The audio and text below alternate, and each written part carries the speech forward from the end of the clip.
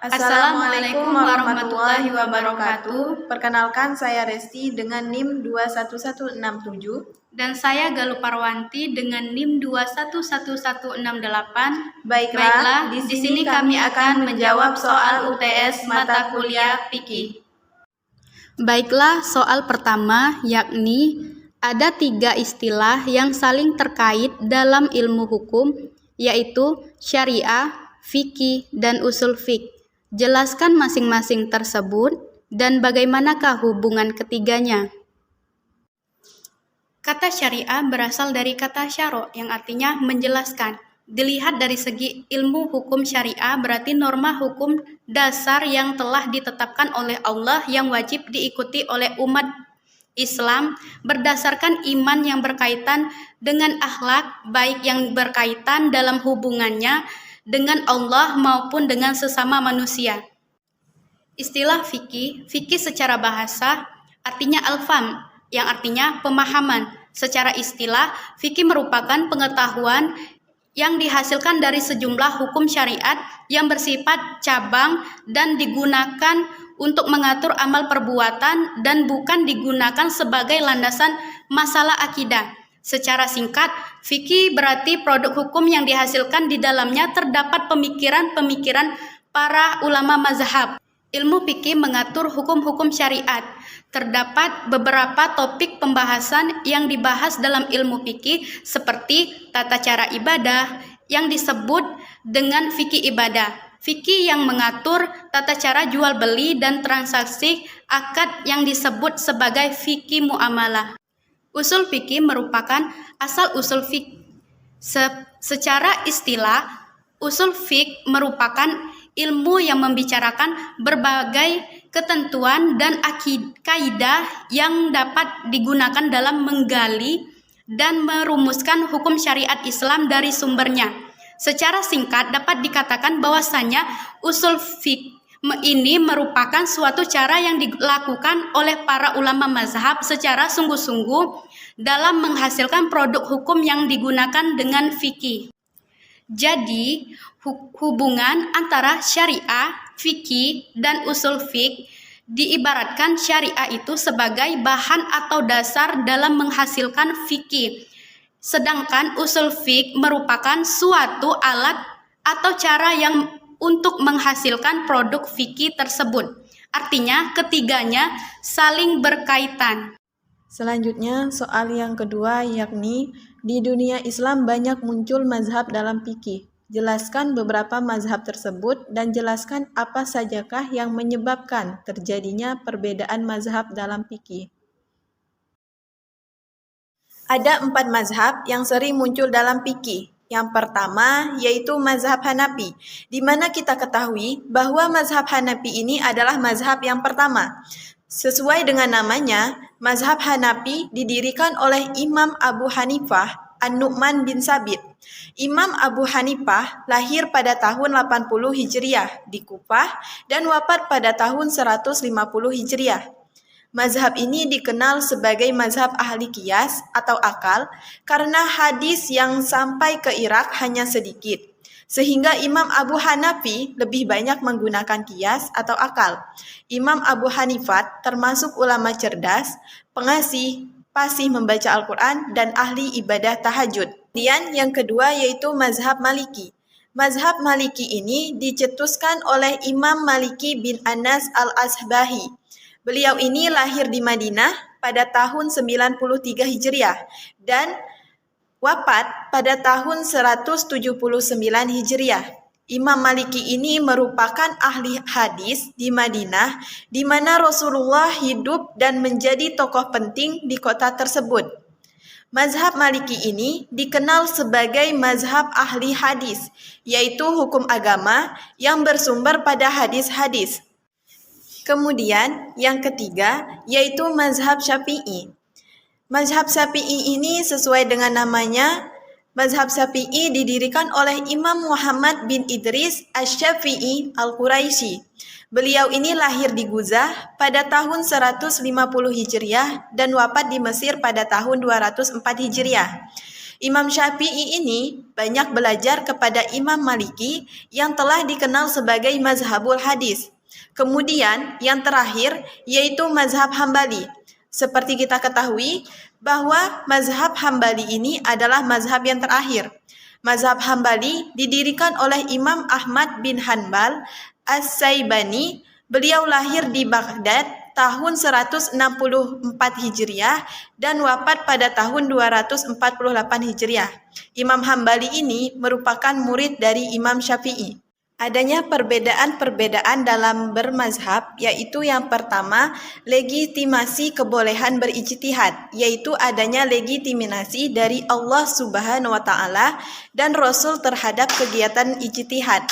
Hal ini memberikan rangsangan kepada para mujtahid untuk keberanian hakiki tentang hukum masalah yang belum ditemukan hukumnya.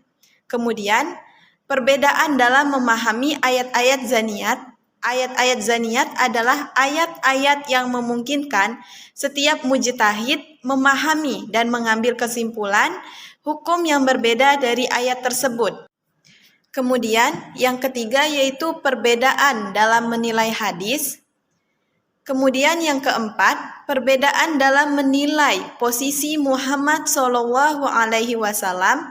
Para mujtahid kadang-kadang berbeda dalam melihat nilai yang keluar, seperti perkataan, perbuatan, dan penetapan. Dari Nabi Muhammad Shallallahu Alaihi Wasallam, apakah Nabi ketika berucap, bertindak, atau menentukan posisinya sebagai manusia biasa atau Rasulullah? Yang kelima, perbedaan dalam menerapkan kaidah usuliyah. Para ulama terkadang berbeda dalam menerapkan kaidah usuliyah, yaitu tata aturan yang berlaku dan dianut serta dijadikan dasar oleh para mujtahid dalam menetapkan hukum. Kemudian, faktor diri mujtahid dan lingkungannya. Perbedaan pendapat bisa muncul karena perbedaan kondisi diri dari seorang mujtahid, baik yang menyangkut latar belakang pendidikan, latar belakang kehidupan, serta watak, pengalaman, dan kepandaiannya. Ilustrasi mengerjakan sholat jamak dan qashar. Resti melakukan perjalanan dari Tobuali ke Mentok dengan kendaraan motor jarak yang ditempuh 80,64 km. Resti pergi sekitaran jam 11.40 dan sampai sekitar jam 6. Maka bisa mengerjakan sholat zuhur dan asar dijadikan satu waktu, masing-masing 2 rakaat dan 2 salam.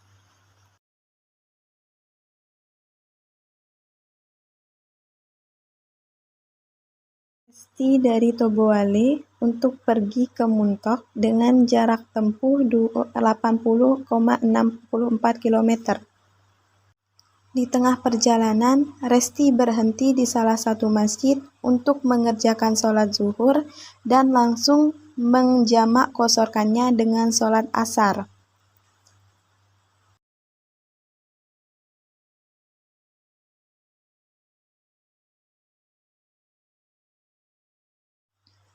Kemudian, Resti melakukan sholat jamak qashar dengan niat usolli fardol zuhri rok'ataini qashran majmu'an lillahi asri adaan lillahi ta'ala. Artinya, aku berniat sholat fardu zuhur 2 rakaat qashar dengan menjamak asar kepadanya karena Allah Ta'ala.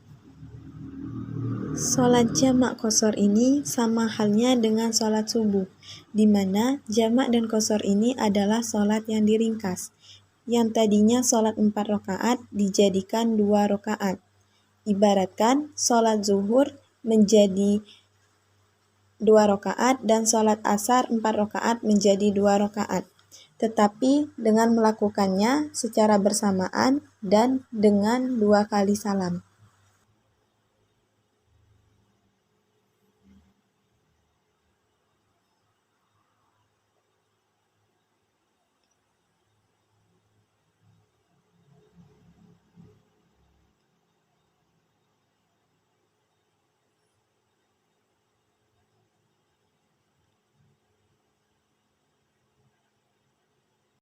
Selesai dari melakukan sholat, Resti langsung melanjutkan perjalanannya.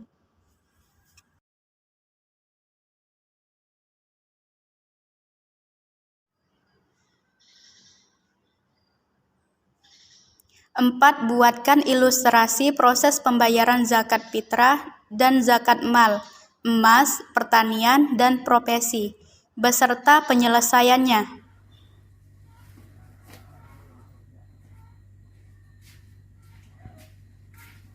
Assalamualaikum. Waalaikumsalam. Masuk.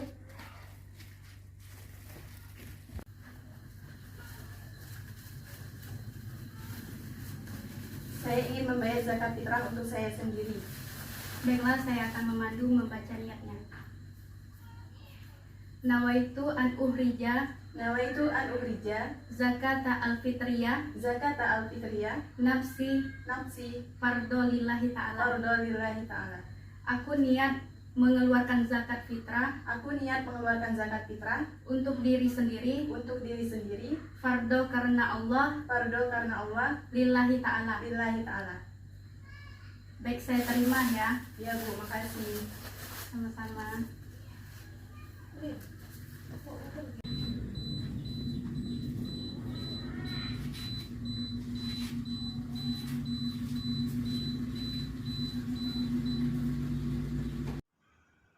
Kemudian zakat mal. 1. Zakat mal emas.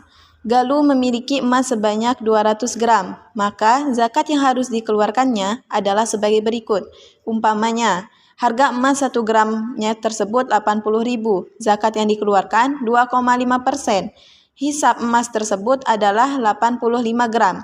Jadi, 2,5% dikalikan 200 gram dengan hasil 5 gram.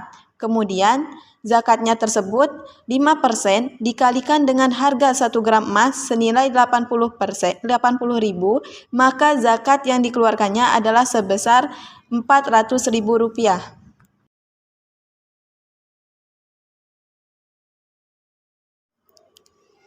2. Zakat mal pertanian. Resti telah panen padi dengan total akhir beras kering yang didapat adalah seberat 1,5 ton.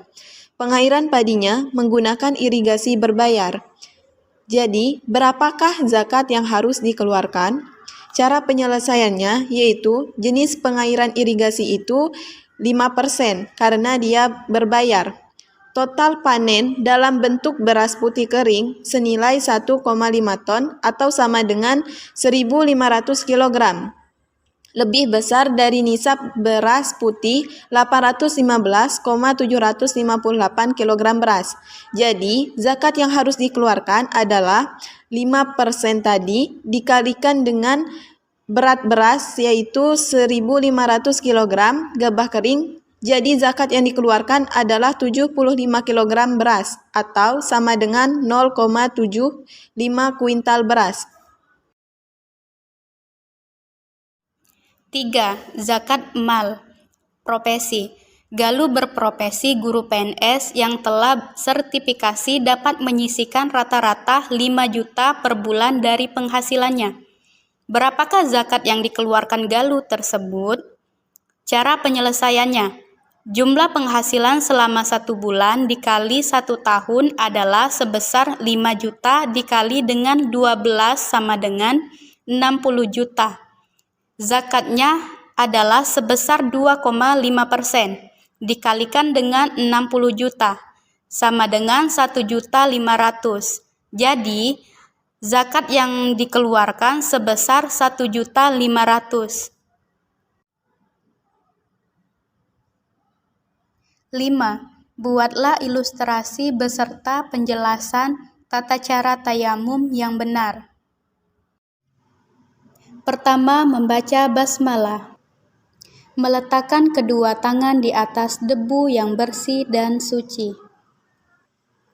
Mengusap muka dengan debu dengan membacakan niat. Bismillahirrohmanirrohim. Nawaitu tayammuma listibahati sholati lillahi ta'ala. Aku berniat tayamum agar diperbolehkan sholat karena Allah Ta'ala.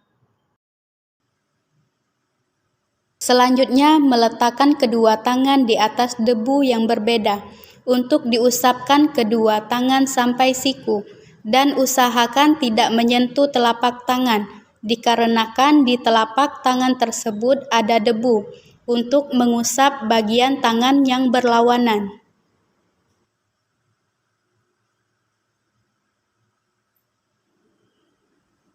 kemudian tertib. Baiklah, cukup sekian penjelasan dari kami. Semoga bermanfaat bagi kita semua.